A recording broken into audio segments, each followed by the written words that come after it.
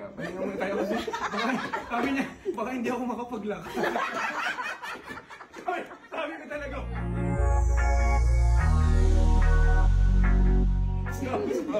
Sabi niya, after balak na yung mag-honeymoon, sabi niya, Baba, wag muna kaya. Pahinga muna tayo kasi sabi niya, baka hindi ako makapaglakad. sabi ko talaga, oh, hindi mo sa akin BBC.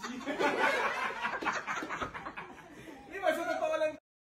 Nang pumunta nga itong si E.A. Guzman at ang kanyang asawa na si Shaira, ay nagkwento ang kanyang asawa na si E.A. Guzman dito sa kanilang ninang.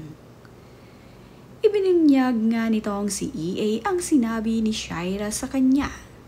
Sinabi nga raw ni Shaira na huwag muna silang mag-honeymoon dahil baka nga daw mahirapan itong lumakad.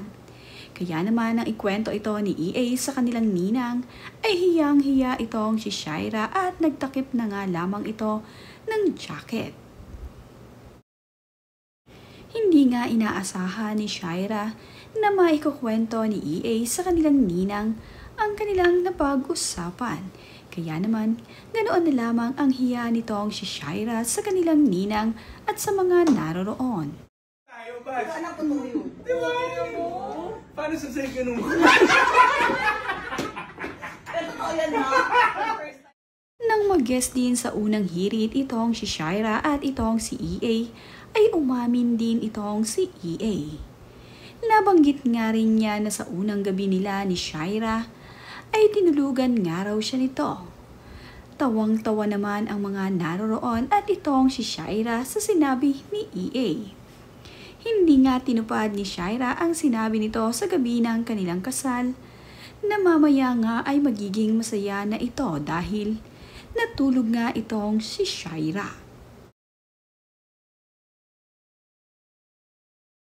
Napakasaya naman nga nitong si E.A. Guzman dahil mag-asawa na nga sila ngayon ni Shaira Diaz.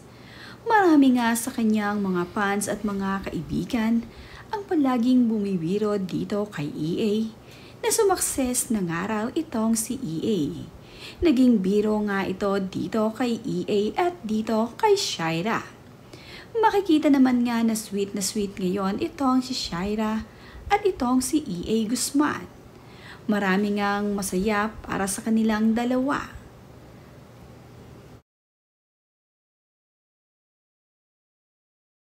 Mapapansin nga rin na madalas terno itong si E.A. at itong si Shaira. Ang kanilang pantulog at ang kanilang tsinelas ay palaging matchy.